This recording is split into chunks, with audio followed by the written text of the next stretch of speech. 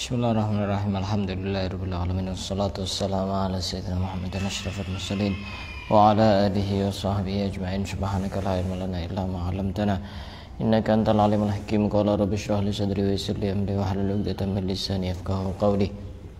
Nawaitu ta'alluma wa ta'lima li fahdada wal istifada wa tadhakkura wa tadhkir wan nafa'a wal intifa'a wa tamassuka bi kitabillah wa sunnati rasulih والدعاء إلى الهدى والدلالة على الخير ابتغاء مرضاته وقربه وثوابه سبحانه وتعالى.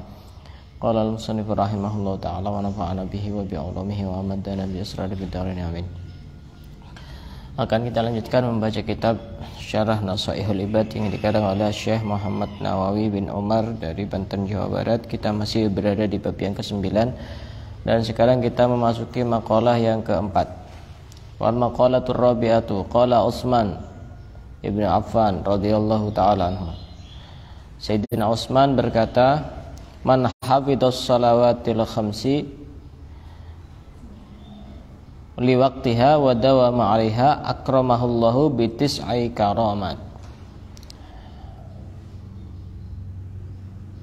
Barang siapa yang menjaga sholat 5 waktu dan dia istiqomah menjaga sholat itu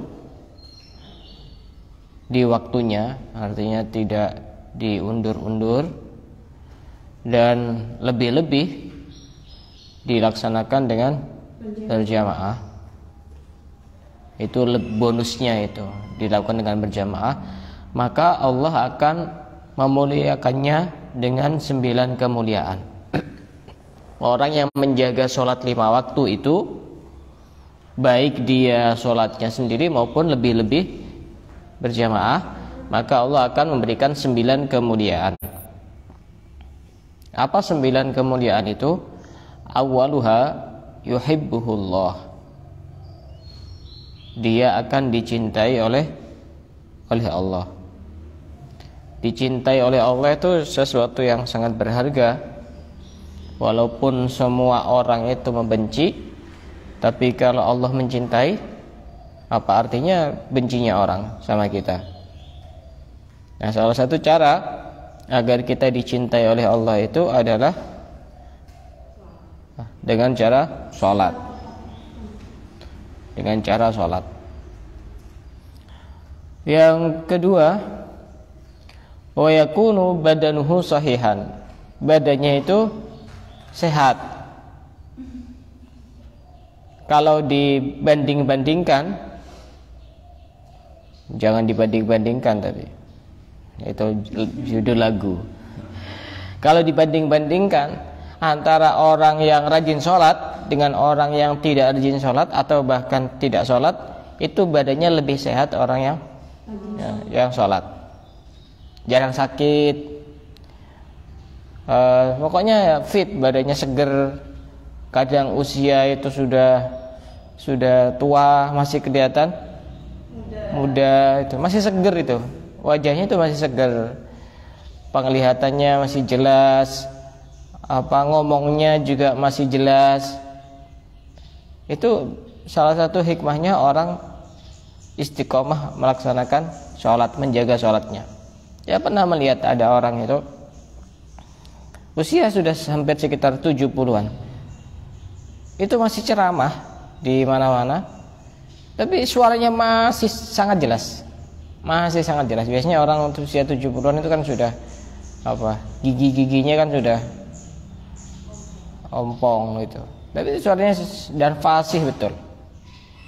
Ya, itu mungkin salah satu rahasianya adalah menjaga sholat. Kalau sholatnya itu males-malesan atau agak diundur-undur, ya kalau sering sakit ya jangan salahkan. Tapi kalau sholatnya itu rutin, misal di awal waktu lebih-lebih bisa berjamaah, itu insya Allah badannya itu sehat. Yang ketiga, wa tahrusuhul malaikah, dijaga oleh malaikat. Orang yang rajin sholat itu dijaga oleh malaikat. Hati-hati kalau tidak sholat, tidak dijaga sama malaikat. Tapi kalau sholat, dijaga sama malaikat, insya Allah urusan apapun itu nanti akan dipermudah. Terus juga ketika ada bala, ada bencana itu insya Allah juga akan dihindarkan, karena dia dijaga oleh malaikat. Tidak usah khawatir, punya pengawal namanya malaikat. Kalau rajin sholat, insya Allah semuanya itu urusan dipermudah, urusan rezeki, urusan kesehatan, urusan jodoh. Allah rajin sholat. Nah, itu nanti sudah ditunjukkan sama malaikat itu. Saya punya amalan, mungkin bisa ditiru. Saya kalau sholat misalnya pagi begitu, misalkan sholat duha, itu biasanya saya tambahi sholat istikharah, walaupun tidak ada hajat, tidak ada yang harus diistikharahi. Istikharah itu kan minta petunjuk, biar kalau ada apa-apa itu kita mikirkannya, oh saya harus begini, ada petunjuk. Jadi biar tidak salah kaprah. Kapan hari ada orang yang curhat sama saya, laki-laki. Dia dikenalkan sama orang perempuan, dikenalkan sama temannya laki-laki, dikenalkan sama perempuan. Yang laki-laki ini belum menikah. Akhirnya dikasih nomornya sama yang kenalkan ini. Setelah dikasih nomornya sudah sama-sama nyaman, itu sama-sama nyaman, sama-sama cocok sepertinya, dan sudah tanya alamatnya juga. Terus mau main ke rumah yang perempuan itu.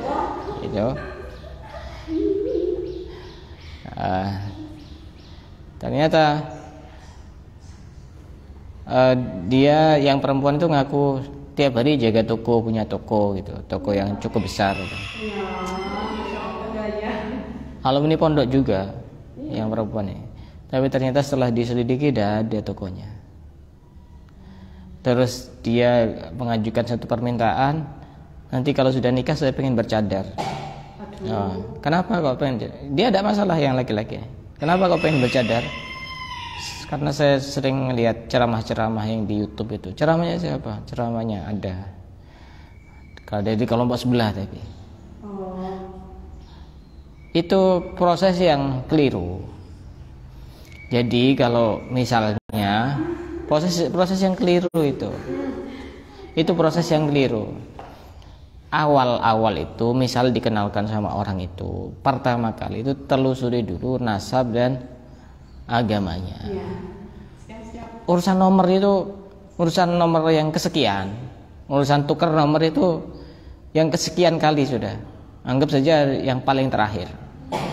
Urusan cuma saling mengenal itu gampang, ditarim saja itu, ya anggap tidak kenal. Tapi kenapa kok hubungan rumah tangganya kok bisa awet? Ya karena memang ngikuti aturan yang berlaku. Bahkan di tarif itu kalau baca kitab fikih dan melewati bab tolak itu sebagian besar tidak dibaca. Bukan karena tidak pengen cari ilmu masalah tolak, karena kasusnya tidak terjadi. Jadi dilewati saja. Bukan karena apa? Tidak ada kasus. Ya kenapa cari teorinya? Wong tidak ada kasusnya. Gitu loh.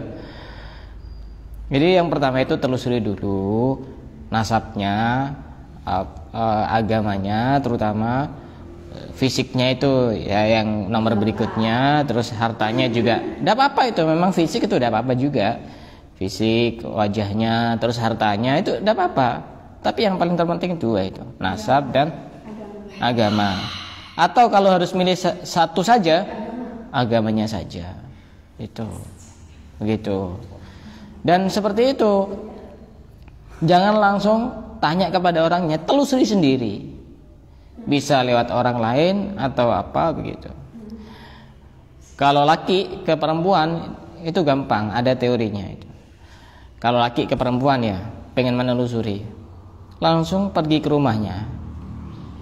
Artinya belum ada perkenalan sama sekali, langsung pergi ke rumahnya. Bisa jadi tidak harus pergi ke rumahnya langsung, tapi Misal kalau laki-laki kan ngopi ya, ngopi di sekitar rumahnya sambil diamati itu akan keluar aslinya semuanya itu.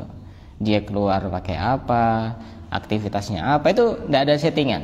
Tapi kalau model sudah main itu setengah-setengah itu. Dan yang kelihatan ya baiknya itu. Kalau sudah main ke rumahnya ya, ya sopan, solihah gitu. Kalau ngeluarkan kopi sambil nunduk-nunduk. Nah, iya, artinya seperti itu tidak asli begitu. Yang asli itu ya model-model begitu itu. Itu jalurnya tidak benar. Pokoknya pertama langsung jalur nomor itu tidak benar. Tukar nomor itu tidak benar. Tidak benar. Makanya kalau terjadi apa-apa ya tanggung sendiri akibatnya begitu. Akhirnya saya bilang putuskan dan tinggalkan. Atau kalau ngotot mau dilanjutkan, coba beberapa kali kirimi videonya habaib gitu, tanya, kamu tahu enggak ini siapa itu. Kalau dia merasa risih, sudah putuskan, tinggalkan. Karena salah satu pemahaman kelompok sebelah ini, maksudnya paham ya kelompok sebelah ya? Iya, paham. Itu dia tidak percaya ada keturunan Rasulullah, sampai sekarang itu tidak percaya. Tidak ada keturunan Rasulullah, itu tidak ada. Termasuk cerita Wali Songo itu termasuk cerita yang fiktif, bukan cerita yang dibuat-buat, bukan cerita yang benar adanya. Tidak percaya dia. Jadi ada habaib, syarifah itu tidak ada, menurut mereka itu tidak ada.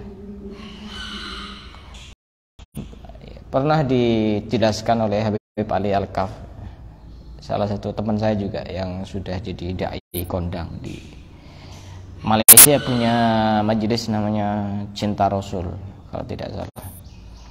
Nanti di akhir zaman itu ada Imam Mahdi. Imam Mahdi itu keturunannya siapa? Rasulullah. Nah, keturunannya Rasulullah. Nah, kok bisa? Mau jawab apa ya, Pak? Salah satu sanggahan saja. Banyak, kalau dalil itu banyak. Begitu. Makanya tidak tepat. Ya, tidak tepat. Ya, jangan diulangi begituan. Langsung tuh. Ya, sama saja, cowok cewek sama saja. Ya bisa jadi. Iya, karena saking tidak sabarnya, tidak ketemu. Ya, udah jalurnya itu begitu. Cari dulu, cari tahu dulu, jangan langsung tukar nomor. Tidak tukar nomor pun juga tidak ada masalah. Untuk cari tahu begituan, cara yang lain itu juga dilihat temannya siapa, karena orang itu tidak jauh dari temannya gitu. Dan itu sering terjadi begituan, sering terjadi bermula dari tukar nomor. Saya bilang ini curhat yang kedua kalinya. Yang pertama saya sudah ada srek, tapi saya tidak berani menanggapi terlalu serius karena dia sudah kadung terlalu masuk. Nanti juga bakal tahu sendiri apa kelemahannya. Ternyata itu semuanya fiktif. Dia artinya punya toko, ternyata dia punya bohong. Iya. Kok bisa ya? Terus yang sering diposting juga itu tidak bagus begitu. Kemudian yang berikutnya termasuk kemuliaan orang yang menjaga sholat 5 waktu adalah watanzilul barokata fi darihi, akan turun barokah di dalam rumahnya. Orang itu kalau di rumah itu sholat, ahli sholat, rumahnya itu nyaman, pulang itu nyaman, menjadi baiti jannati, rumahku adalah surgaku gitu. Iya. Jadi sebelum kita merasakan surga, sudah merasakan surga di dunia. Akan turun banyak keberkahan di rumah itu. Keberkahan itu, barokah itu ziyadatul khair, bertambahnya kebaikan. Itu anaknya nurut-nurut, anaknya pinter-pinter begitu. Itu kalau orang menjaga sholat 5 waktu. Rasulullah itu kalau mau sholat subuh itu pasti menghampiri kamarnya Sayyidah Fatimah dan menghampiri kamar-kamar yang lain dari keluarganya. Kemudian mengatakan, as-salat ya ahlal bait, sholat ahlul bait, sholat gitu. Padahal ya pasti sholat gitu loh, saking perhatiannya urusan sholat gitu.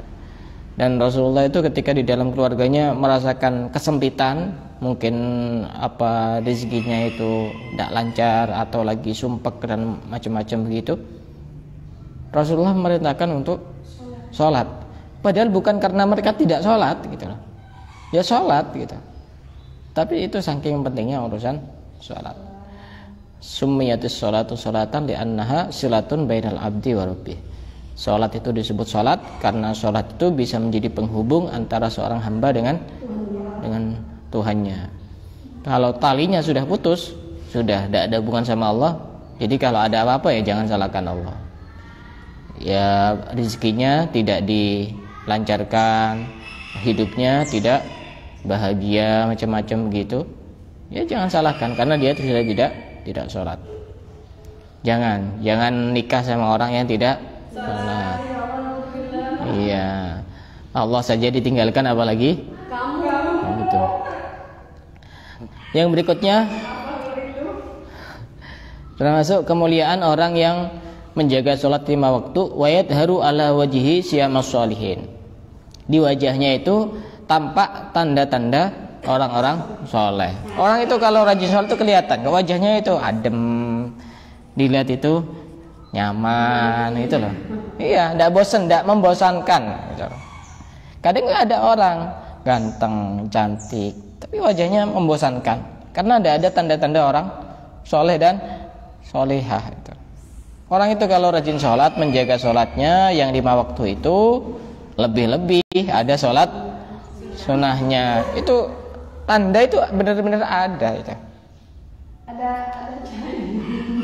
Nah, kalau kita mau meneliti ya, orang-orang soleh itu kan tidak semuanya ganteng kan? Iya. Misal lihat kita foto habaib, masyaikh kan tidak semuanya ganteng. Iya. Tapi kenapa kok? Ademin. Iya, adem gitu ya. Ada yang biasa, ada yang ya bukan ganteng. Tapi kan kita kan ngelihat fotonya itu nyaman gitu, aman gitu. Sampai saking punya pengaruh yang cukup besar orang-orang soleh itu. Ini saya dapat cerita bahwa di Thailand itu ada orang non muslim itu punya kamar khusus yang di situ dipasang fotonya Habib Umar bin Hafid. Kalau lagi ada masalah, ini orang non muslim ini masuk ke kamarnya sambil ngeliati terus itu fotonya Habib Umar itu. Seakan-akan keluar jawaban gitu dari situ. Seakan-akan keluar jawaban dari situ. Setelah selesai keluar ya sudah tenang dan sudah ada jalan keluar, sudah ada solusi. Kadang kita yang jelas-jelas muslim tidak yakin sama orang-orang soleh. Orang itu sesuai dengan niatnya. Pandangi itu wajahnya orang-orang soleh baik secara langsung maupun fotonya, tidak ada masalah. Makanya di meja belajar saya itu saya pasang fotonya orang soleh. Dua sosok yang paling berpengaruh di dalam hidup saya itu saya pasang di meja belajar saya. Ada. Nah, jadi kita itu berusaha untuk menyambungkan hati itu, biar setrumnya agak kuat gitu. Yang berikutnya termasuk kemuliaan yang diberikan Allah bagi orang yang menjaga sholatnya, wa yalinullah qalbahu, Allah akan melembutkan hatinya. Nah, maksudnya melembutkan hatinya itu bagaimana? Gampang menerima nasihat-nasihat, mau'idhah, membaca ilmu-ilmu gampang masuk, tidak merasa digurui, tidak gampang tersinggung, tidak gampang ngosokan, macam-macam begitu.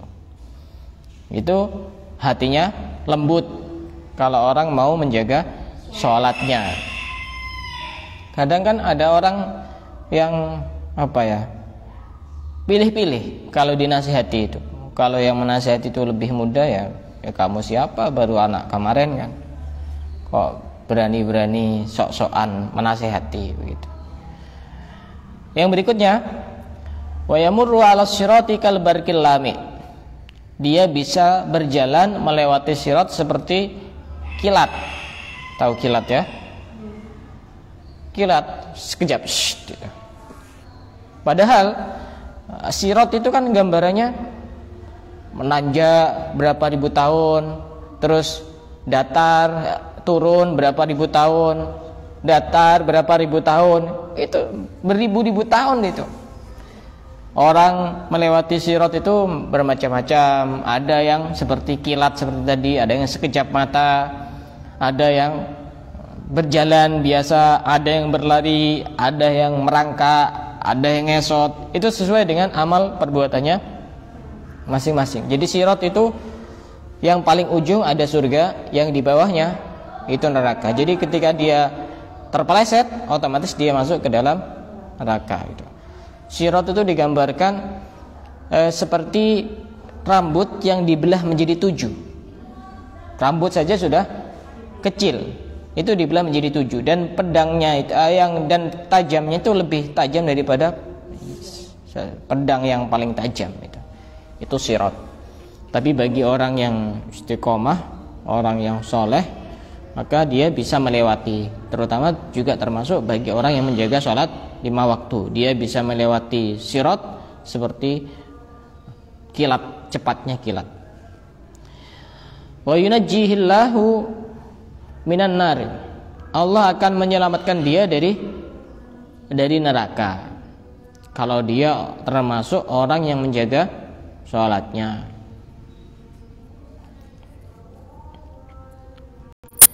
Kemudian yang ke-9 ya. Betul. Wa yunazzilahullahu fi jiwaril ladzina la khaufun 'alaihim wa lahum yahzanun. Wa yunzilahullahu fi jiwaril ladzina la khaufun 'alaihim wa lahum yahzanun. Allah akan menempatkan dia bersama orang-orang yang tidak ada ketakutan sama sekali dan tidak ada kesedihan. Yang dimaksud adalah fi qurbil auliya, wali-wali, kekasih-kekasih Allah. Orang yang menjaga sholatnya itu akan dikumpulkan bersama kekasih-kekasih Allah. Makanya dikuatkan dalam sebuah hadis, khamsu shalawatin, 5 sholat, artinya sholat 5 waktu itu. Man hafadhu alaihinna, barang siapa yang menjaga sholat 5 waktu itu, kanat lahu nuron, maka dia akan memiliki cahaya. Wa burhanan, akan menjadi hujjah yang akan membela dia nanti. Wa najatan yaumal qiyamah, dan menjadi penyelamat besok pada hari kiamat. Walam yuhafid alaihinna, dan barang siapa yang tidak menjaga sholat yang 5 waktu itu, lam yakun lahu nuran, maka dia tidak memiliki cahaya. Wala burhanan, tidak memiliki dalil, artinya yang membela itu tidak ada nanti. Wala najatan, dan dia tidak selamat. Wa kana yaumal qiyamah ma'a Fir'aun, dan nanti pada hari kiamat dia bersama Fir'aun, wa Qarun, dan Qarun, wa Haman, dan Haman, wa Ubay bin Khalaf, dan Ubay bin siapa Ubay bin Khalaf? Dia sholat atau tidak sholat? Enggak sholat. Hah? Itu orang yang pura-pura itu. Orang yang cuma pura-pura, pura-pura akrab, pura-pura baik, tapi sebenarnya dia itu hatinya jauh dari dohirnya itu. Itu kalau orang tidak sholat begitu. Nah, makanya dulu itu ada cerita begini, ada cerita terakhir ya, diceritakan dulu itu ada orang yang mati, seorang perempuan yang mati, kemudian dikuburkan. Waktu dikuburkan itu, penggali kuburnya itu uangnya jatuh di kuburan. Setelah selesai semuanya dan sudah diratakan dengan tanah, sudah selesai, pemakaman, dia baru ingat kalau uangnya jatuh di situ, di dalam situ. Akhirnya digali lagi, dibongkar lagi kuburannya setelah orang-orang sudah pulang. Setelah selesai, ternyata setelah kebuka itu ada api yang berkobar-kobar dari dalam kuburan. Langsung cepat-cepat diambil itu uangnya, langsung dia pergi, ditutup lagi. Akhirnya dia penasaran, ini orang ini amalannya apa? Akhirnya datang kepada salah satu keluarganya, ditanyakan, ini amalannya apa, ini anaknya ini, anak perempuannya ini. Kata ibunya, dia itu sebenarnya baik orangnya, baik sama orang-orang juga baik, perilakunya, akhlaknya juga baik. Tapi satu, dia itu termasuk orang yang meremehkan urusan sholat, dan ketika sholat selalu di akhir waktu. Itu orang sholat itu ya, orangnya sholat, bukan tidak sholat ya, orangnya sholat, begitu keadaannya. Bagaimana orang yang tidak sholat itu? Maka di dalam Al-Quran pun Al-Mutaffifin ya, Al-Ma'un ya, fawailul lil musallin, maka sungguh celaka. Ada yang mengartikan wail itu ya neraka, nama neraka. Sungguh celaka atau neraka wail bagi orang-orang yang sholat. Sholat saja itu masih ada kemungkinan dia celaka, apalagi yang tidak sholat begitu. Maka orang yang istiqomah menjaga sholat yang 5 waktu akan diberi 9 kemuliaan, kata Sayyidina Utsman bin Affan. Pertama, dicintai oleh Allah. Yang kedua, badannya sehat. Yang ketiga, dijaga oleh malaikat dari berbagai macam bencana, musibah, cobaan, ujian. Yang keempat, Allah akan menurunkan keberkahan di dalam rumahnya. Yang kelima, Allah akan menampakkan di dalam wajahnya tanda-tanda orang-orang soleh.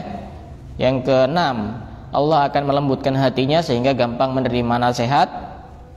Yang ketujuh, dia akan bisa melewati sirat dengan sangat cepat seperti kilat yang menyambar. Yang kedelapan, Allah akan menyelamatkan dia dari api neraka. Dan yang kesembilan, Allah akan menempatkan, menyandingkan dia nanti bersama para wali-wali Allah, alladzina la khaufun alaihim wa lahum yahzanun. Yaitu mereka itu tidak punya takut, tidak punya sedih. Itu salah satu ciri-ciri wali Allah. Kalau kita itu gampang sedih, gampang takut